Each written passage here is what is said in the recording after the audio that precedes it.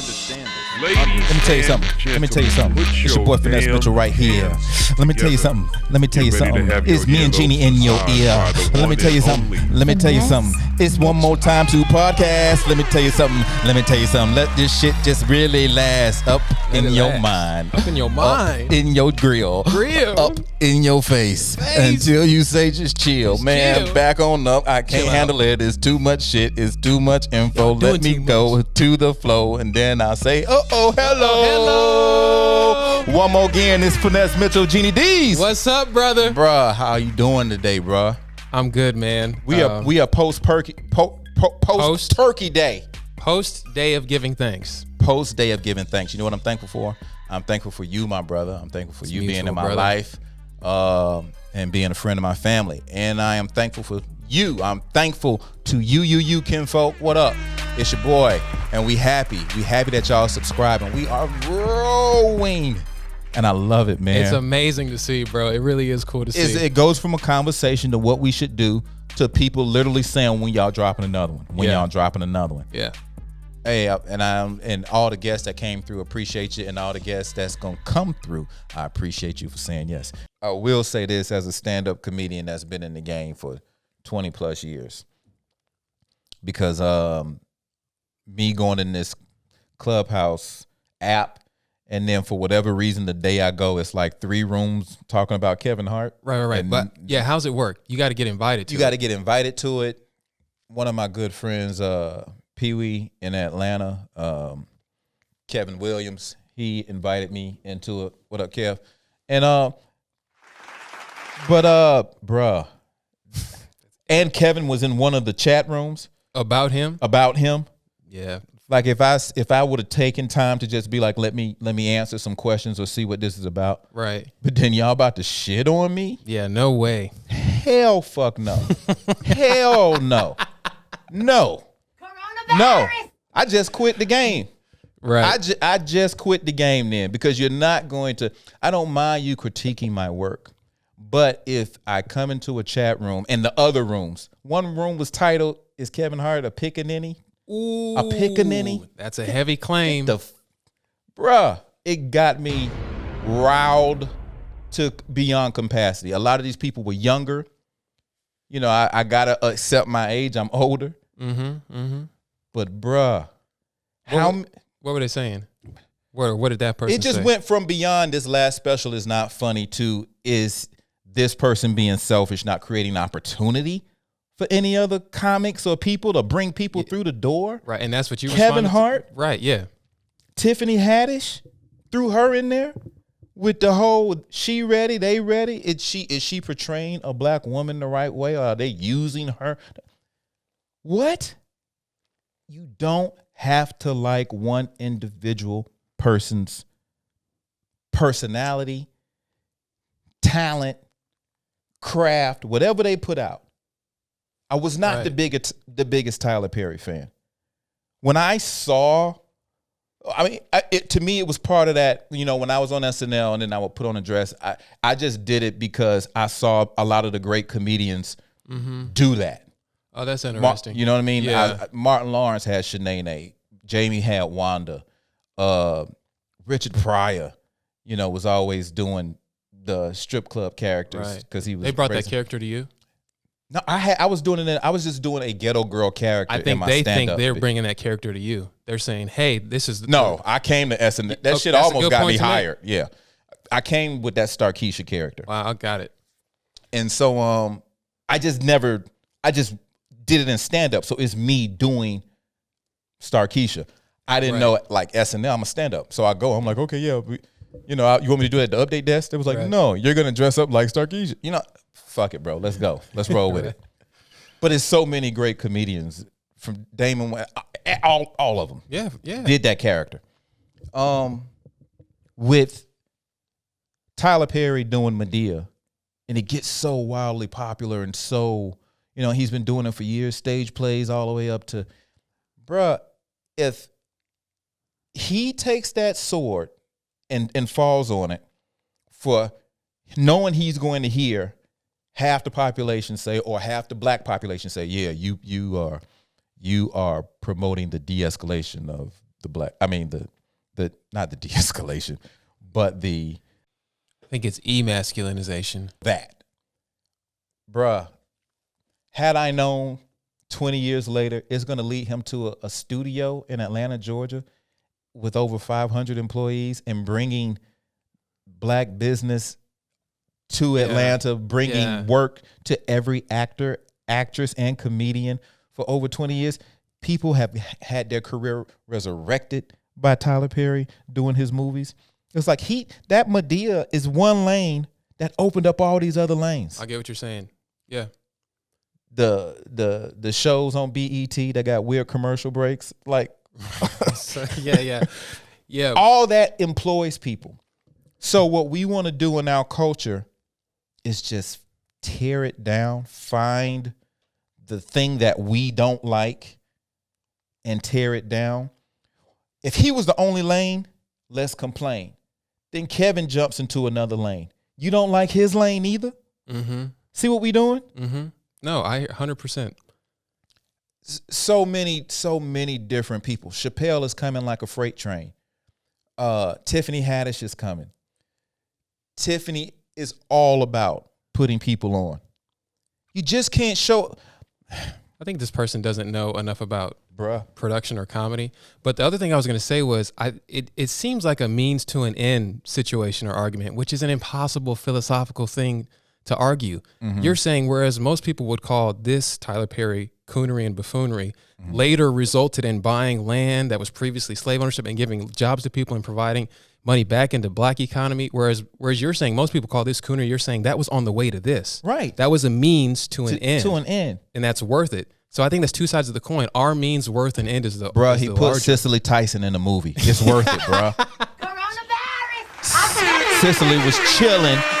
Nobody was thinking about it. And Tyler reached back and said, hey, come here, icon, black queen. Mm-hmm. Mm-hmm.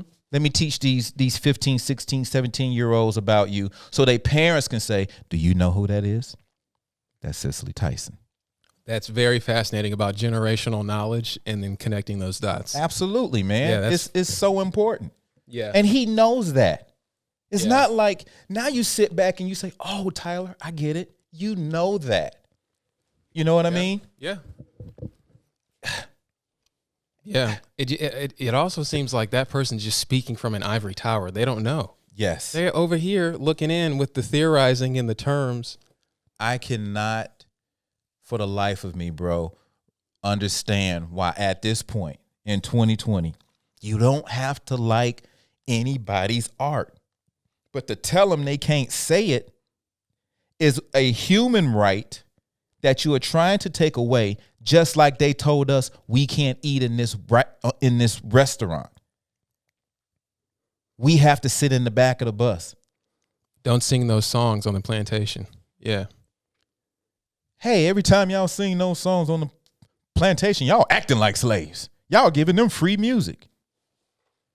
How do you know, well, we all know now, but this is what they did to survive, cope, keep a positive outlook. Yeah. And the OGs of it was putting the messages and codes in the damn song to let people know when they were escaping, where to meet, what time. Mm-hmm. Black people we figure it out. Yeah, that's definitely true. So if you're on the outside looking in and just saying, I don't like that. Hey, man, you messing up my process. I got a plan. And at least I'm trying. You're just over there critiquing. And I think that's the difference between criticism and constructive criticism. What are we going to construct from this together? Not just criticism. If you shut the hell up in this song, I'm telling them about you. That you coming.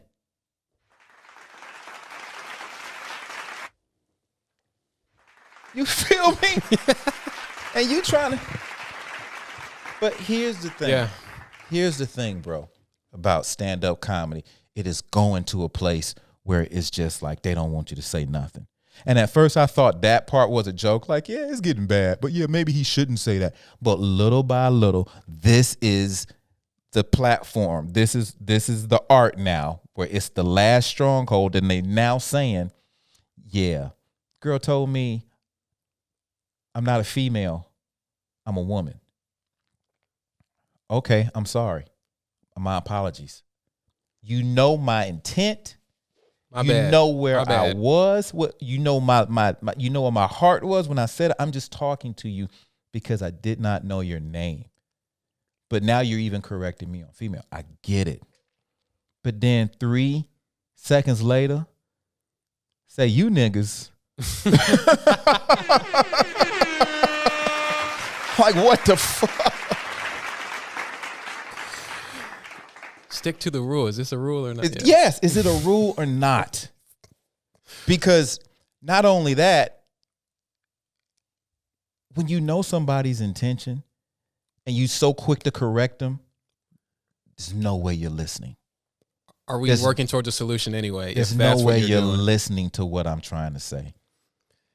How can you tell me you think Kevin Hart is offensive, but you don't think Chappelle doesn't ruffle feathers? You told me Chappelle was your favorite, but he doesn't ruffle feathers for women or for white people. So you said that in the chat? Yes, I said that in the damn chat. See what they say to that? Nothing. There ain't nothing you can say. But act like you didn't hear it and you keep going with your train of thought. See that? Yeah, man. And that's why that's communicating 101 in 2020 nowadays.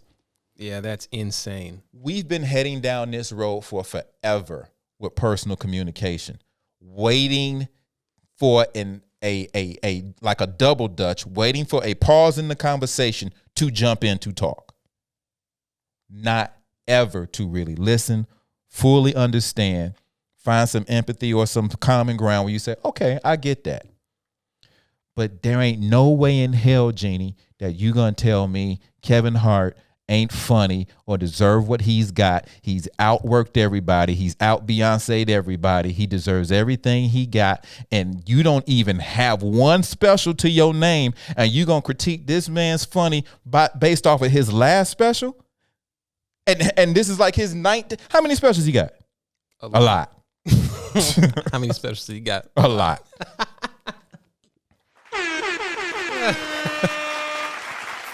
You ain't gonna call yourself a comedian. I'm trying to, I'm just. That's how you're gonna make it. It's up, bruh. Please. Yeah, that's bonkers. That shit's always got to be like those chat rooms have got to always be like that. They always got to be heated. I ain't even sat back. I'm like Gucci Man. I'm still sitting up in my chair right now. I'm almost damn near shouting, bro. Because this is all a lot of us have got, and I can do so many other things with my life. But I love comedy. Mm-hmm. I love it so much. I don't go after every bag presented to me. Because I am a guy that's like, I'll wait. Right. I'm not starving. So, right. You know what I mean? Mm-hmm. So when my lane just all of a sudden explodes, then that's another lane. Because my lane is coming, brother. But is that what I'm looking forward to from the culture? So for somebody to all of a sudden tear me out hair follicle by hair follicle, I ain't got that many.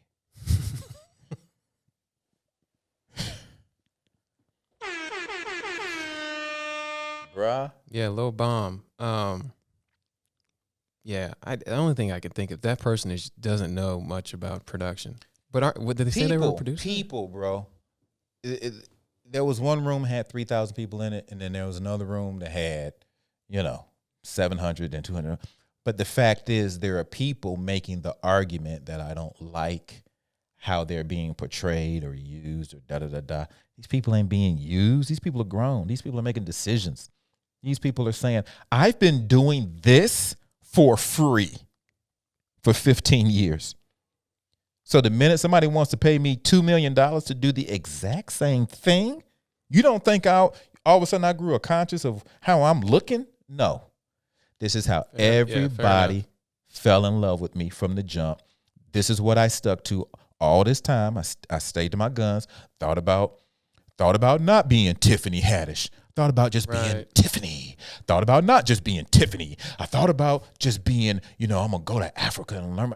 it's so many things that you think about, but when you have that personal growth and you know who you are and you know that you would do this job for free, but then all of a sudden somebody's paying you money, that's just like saying, why as a comic accept the money when you would do it for free, right?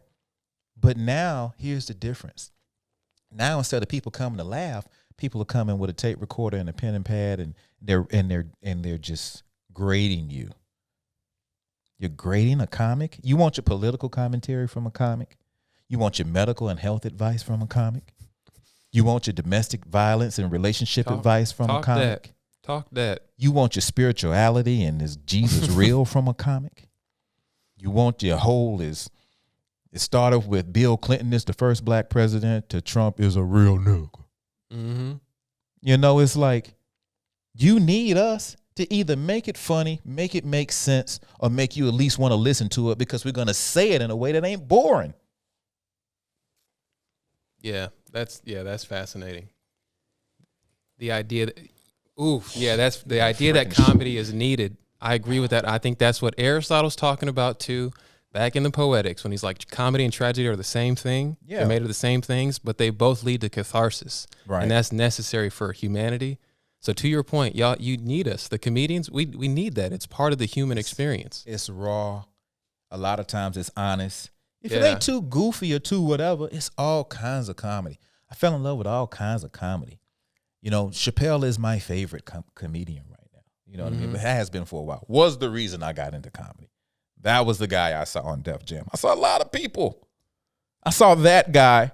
And as a football player at the University of Miami, I said, I'm going to do that one day. That's dope.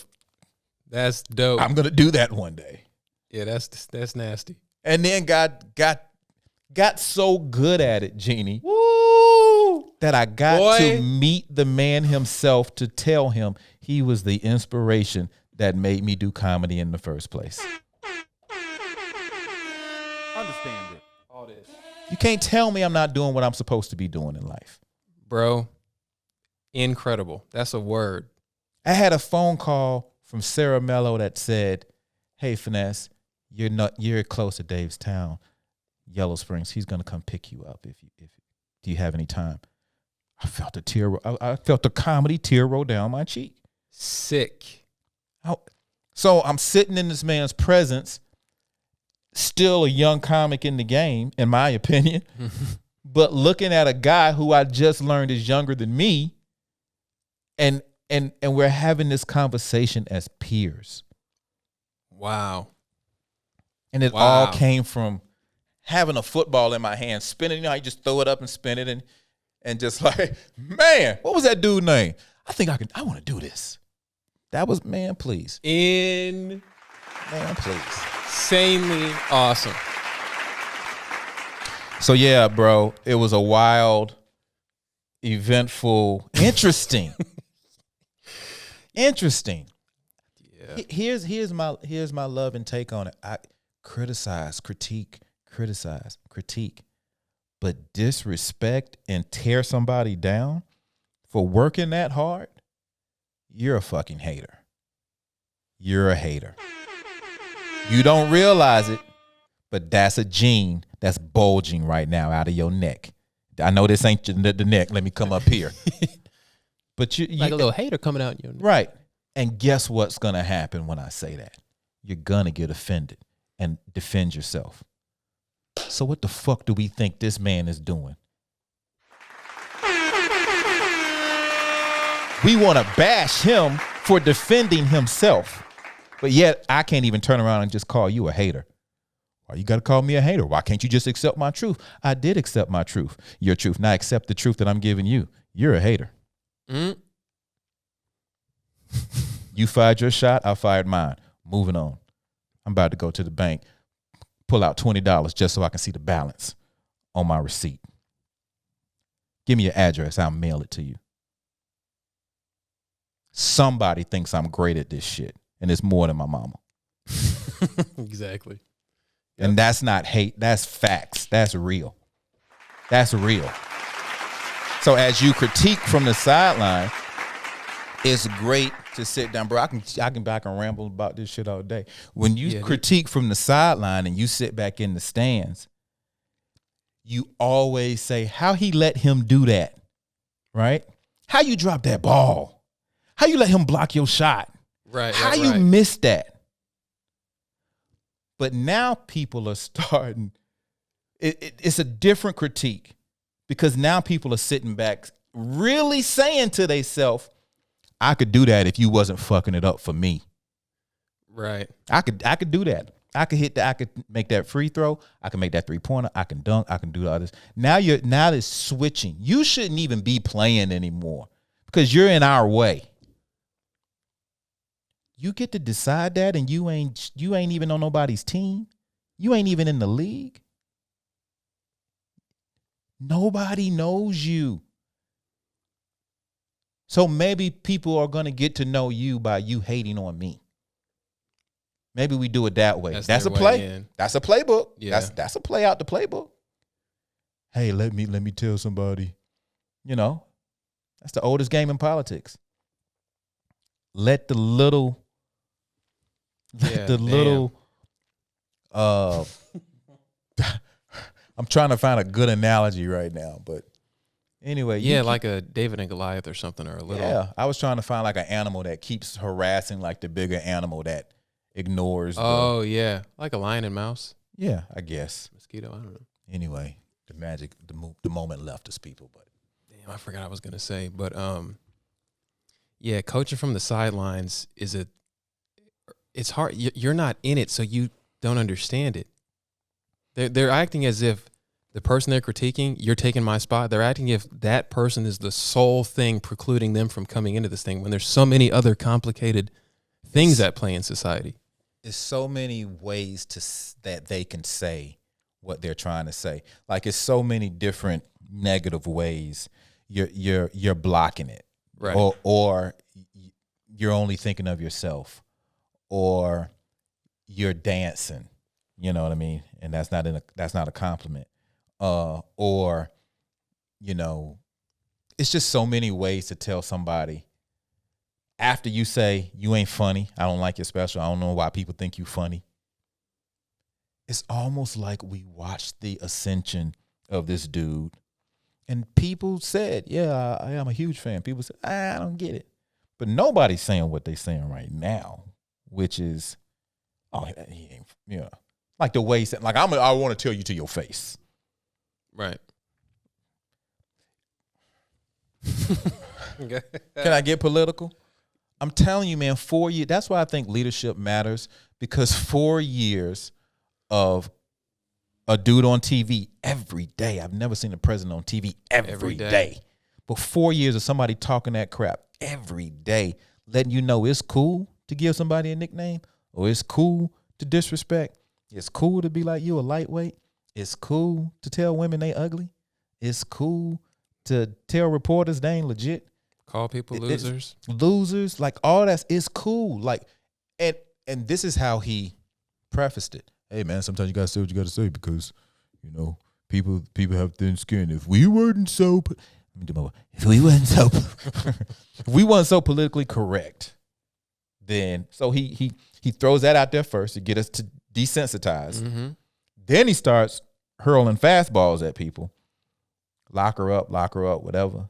This dude ain't even born here. He's not American. He's not American. Like we give him such a megaphone, and that now it's cool to do. It's just that's fine because people been doing it. They just never done it from that high up, where the whole world is like, oh, is that what we doing now? Yeah, we're Pavlov's dogs. It's a Pavlovian tactic. It's great. Get them used to it piece by piece. Man, but anyway, shout out to Kevin Hart. Shout out to Tiffany Haddish. They are friends. They are peers. I watched them both. I still got to watch it. Kevin Special? That's my holiday treat. Yeah. What is the name? Oh, no, Zero Fucks Given. I was like, what is the name of it? Zero Fucks Given. I am going to watch it this weekend. Yeah, that's like my little wife. That's our date, is watching that. So okay, cool. There have been so much stand-up that I have watched that I did not like, and I still watch because I just, right. You got to watch it, you know, especially if they're going up in front of you. Yeah. But so much stand-up I don't like. in our business, there's something called a tag, a punch up, whatever, or just like, not my cup of tea, right? Right. The crazy part about these phone apps is like I get to have a whole conversation with a whole bunch of people about why this is not my cup of tea. And it's like all the people, if they think alike, you empower each other to keep getting as disrespectful as you want to. And here's my thing. If you are a stand-up comic, who the fuck are you? Who are you right now to be like, that ain't funny, when clearly a lot of the world thinks it's funny? Yeah. Is he no longer black or can come home to the Black Thanksgiving and play spades at the black table because he let you down with one special? You know what I'm saying? How many specials you got? A lot. Hey, you know what it reminds me of though? Mm-hmm. Just like the town square or like the Pantheon, like even in ancient societies, like you'd go gather somewhere and just hear what people were talking about. There'd be a central place. Yes. So since COVID, we can't go places and meet up. It's like that is the modern town square. Old school marketplace in the Times Square of medieval ages of people standing on crates. Hear ye, hear ye. Hear ye, hear ye. Kevin Hart ain't shit. What? And then everybody come running to the damn crate. What? I think that too. I was thinking the same thing. Get the tomatoes. Get the rotten eggs. Hear ye, hear ye. Hell yeah. Hear ye, hear ye. That's what you reminded me. All gather, all gather. It's been a royal decree that Kevin Hart shall be flogged if anyone says the name. I think all comedians who know how hard this shit is should speak up. All comedians. We got to stick together just to be able to perform nowadays, because you got to be able to say, here's the rule. Here's the rule. If it ain't funny, you failed, right? Mm-hmm. So most comedians will tweak until it gets funny, but it ain't like you're going to drop the point, right? The point of view. Mm-hmm, mm-hmm. But I think there's a huge difference between what's funny and what's offensive. Right? Now we're going off of what's offensive. Well, all comedy is offensive.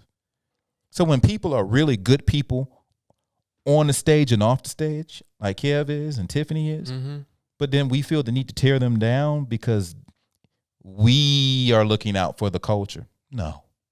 These people are doing more to put people.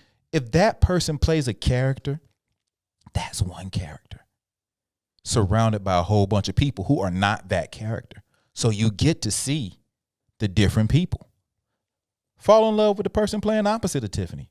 Fall in love with the best girlfriend. Fall in love with that. But if she's playing a specific character, or you think she's playing that character too much, okay. But it's not a one-woman play. Yeah. Like somebody else. Right? But support it or don't support it. But to be like, she's doing something wrong or he's doing something wrong when he's on track to be another Tyler Perry, another massive studio somewhere, it's all a means to an end. He's not personally. Yeah, that's exactly it. We don't like the way you're talking about your daughter. That don't sound like us. Does that sound like us? Yeah, none of my business, exactly. That's us right now. We don't like the way you put your daughter, who can't even read yet, in that offensive T-shirt. Promoting his own special? That's what they were saying? Yes. Damn, I want to know everything they were saying. It's just, you know what? But that's the town square. That's the town square. They're going to be there too. That's the town square. I'm telling you, we got to look out for stand-up comedy. There's really, really, really bad stand-up comedy. Really bad. And those people are in the growth stage. when the people are doing it 10 years and they're still really bad, then I don't think it's a growth stage. I think that ain't for you. I think comedy ain't for you. You're not good at it. Just because you keep getting up there don't make you a comedian. Brother, is that a word? That might be a word. Is that a word for somebody? All right, people. Get out there in the game, pay your dues, do you, see how far it take you, see how much success you get, see how much money you get, see how many new people come into your life, and then see if you stay exactly the same you. Woo! That part. That's an intro for your ass. Hey, man, we want you to rate, review, subscribe. Genie D's. All that. Rate, review, subscribe. All platforms. Spotify, Stitcher, Apple Podcasts, Google Podcasts. Or go to understandthispodcast.com. That's the easiest one. That's Even my better. favorite one. You know what I'm saying? People, thank you so much. We love it when we have guests, and we also love it when we just get to vent.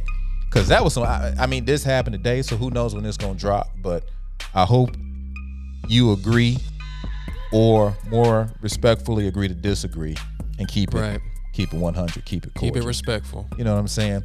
We got to get back to that as a culture. Even if we being led away from that as a whole, people, this is our time to come together for the culture, for connectivity, and respect. Agreed. Yeah, couldn't agree more. Disrespect Well is lame now, bro. Yeah, it ain't cool. That shit is whack. You soft, man. That shit is whack. That shit is whack. That ain't cool, man. Disrespect ain't cool. Rate, review, subscribe. It's your boy Finesse Mitchell, man. Genie D's is my super producer. And we'll see you again, my friend. Let's understand this. Understand this. Understand this. Understand.